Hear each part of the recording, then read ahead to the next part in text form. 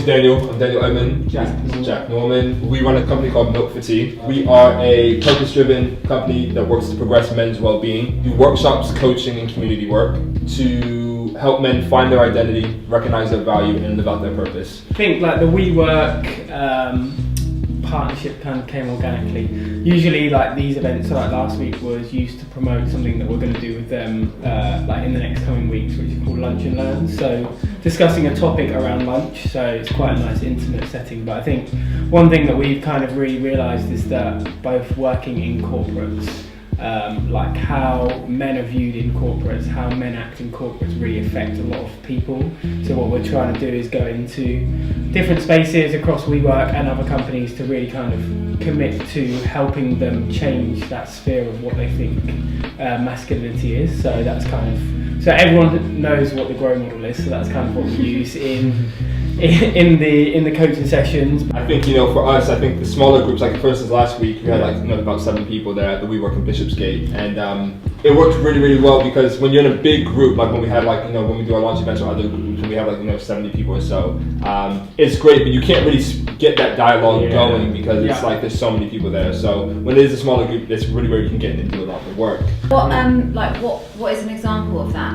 Raised off the record actually. Yeah. So there was Off the Record is a charity in Bristol that mainly aimed at teenagers, but there's a lot of parents that came along. So one of the guys was like, I'm having a really tough time at work. Empathy is a big thing that we're trying to develop, but also like just looking at, I think one thing that is in the whole mental health sector, the wellbeing sector, is about, there's a rule for this and a rule for that, but what we're trying to promote is just every case is individual. So how someone will react to something is completely different to how someone else will react to it, but it's how intrinsically that person feels about it that then you kind of shape your scope around it. I know for me personally, I struggled a lot with the ideas around masculinity growing up. I was born in Bristol and raised in the States, so like growing up in the 90s, I always really struggled around the ideas around masculinity and what it meant to be a man. I've always been, I think, quite a lot more sensitive than other guys growing up.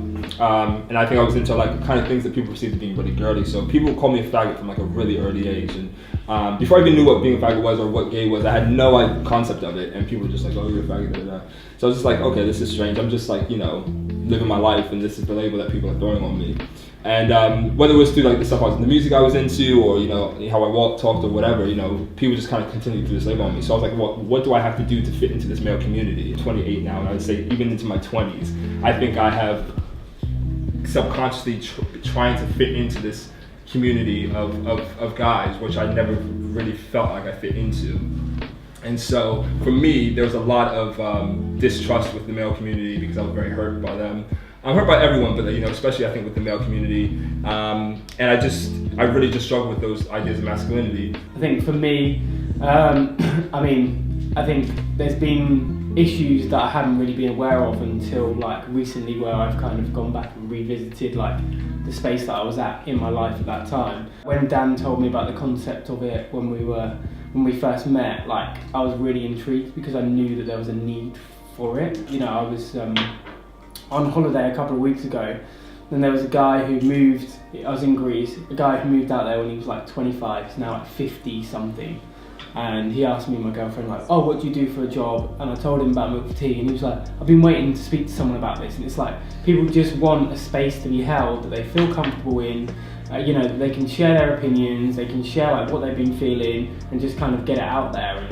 And there's not really that many spaces that you can feel comfortable in. Do you remember when we first started, we conceptualised that we'd have like a members club, and you'd come and then you'd talk about like a gentleman's members club, but then you'd come and talk about like different topics. Yeah, you really wanted to ride with that. And I did. He was like, yeah, we can get this many subscriptions, and the ideology that was right, and it's like we don't mind who we sit with. We just want people to have a space where they feel comfortable to be able to open themselves up. And I think from our vulnerability, and I don't even think we realise that we do it anymore, people feel safe in that space. Do you run it is it ad hoc so people can just turn up as and when you've got a space? You don't have to like be there for a certain course, or how does it? I think it depends. It depends what space we go into. With the WeWork one, it's drop in. Like anyone who's in the building. I mean, like anyone really can pop in and just come to that lunch and learn. There's a guy who I knew of but didn't know. Reached out to me on Instagram. We were both at the office, and he was like, "I want to end it. Like, I want to end it all today. Sorry to do this to you, but like, I know that you work in this space, so I want to end it." We literally packed our bags up and went and met him on his lunch break, and then he had 6 weeks of coaching with Dan. So like we're kind of in a way like reactive to what people's needs are. At Milford, like we're building community of not only healthy male role models and examples, but also healthy female examples as well. Because the same way the issues I have probably with the male community, some guys have with the female community, they don't have those. I did. Jack and I are almost like opposite. Like whereas he's not had that. Washing backs. Yeah. He's not had that positive. He's not had that positive female like experience that I've had. So he almost has it on the other side, whereas I have it with the male community. But to go back to what you were saying, 25 was when I started feeling like a man. That's not necessarily what I'm, in terms of responsibility or maturity, because I think I've always been quite matured. And probably like, I was one of those kids who like hung out with older people. And I think it was 25 where I actually started feeling like masculine. And actually like I was accepted in, like I was a part of the male community. Like, so not so much with like, like responsibility, but I never felt like, it was weird. I knew I wasn't a girl, and I didn't want to be a girl. I was a guy who wanted to be a guy, but didn't feel like I was allowed into this space. So I was like in this limbo where it's just like, the guys don't really accept me. I know I'm not a girl, and I know that's not me, but like I can't fit in here because I'm too different.